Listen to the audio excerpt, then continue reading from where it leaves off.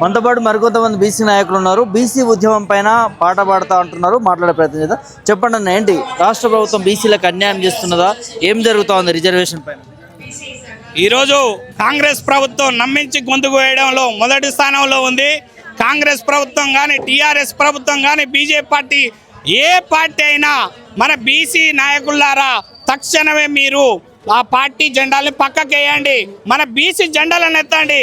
అందుకే ఎన్నాళ్ళు బానిస బతుకులు బీసీలారా, దొరల పార్టీలో బందీలైన నేతల్లారా, స్వాతంత్రం వచ్చి ఇన్నేళ్ళైనా అద్దాకలి మన బతుకు మార్చలేం.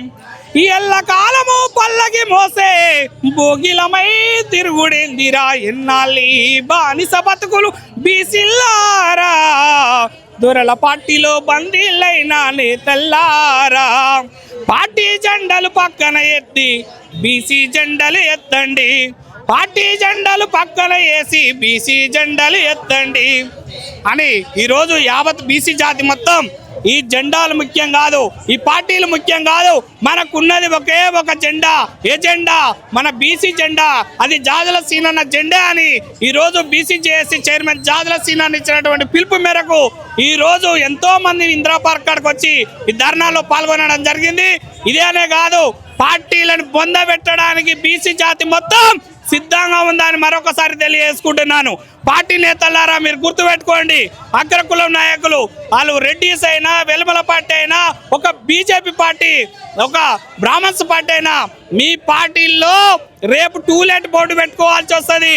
బీసీలు చైతన్యం అయితే ఎవరికి ఆగరు, బీసీలు చైతన్యం అయితే ఎవరికి నరని మరొకసారి తెలియజేసుకుంటున్నాను. ఏంటి మరి కాంగ్రెస్ ప్రభుత్వానికి ఏం చెప్తావు? ఇప్పుడు రిజర్వేషన్ అమలు చేసే దూరంలో ప్రభుత్వం కల్పించట్లేదు, సో చాలా ప్రయత్నం చేసినామని ప్రభుత్వం కూడా చెప్తా ఉంది.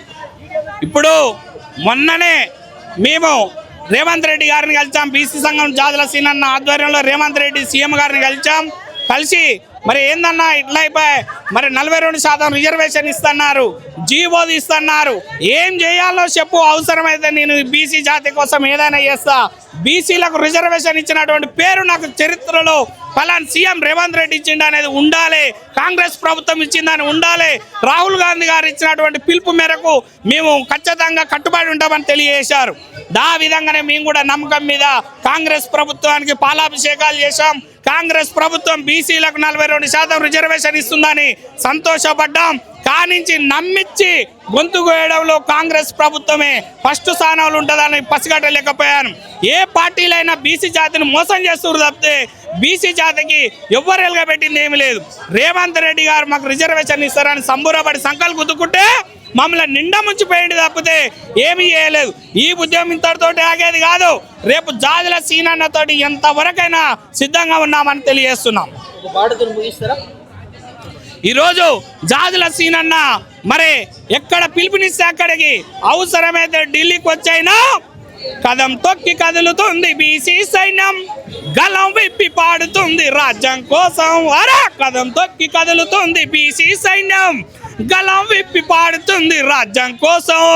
నేల ఈదినట్టు ఒడిసాళ్ళు విసిరినట్టు, నేల ఈదినట్టు ఒడిసాళ్ళు విసిరినట్టు, నింగి నేల అంతా కూడా తరిలిపోయినట్టు, నింగి నేల అంతా కూడా తరిలిపోయినట్టు.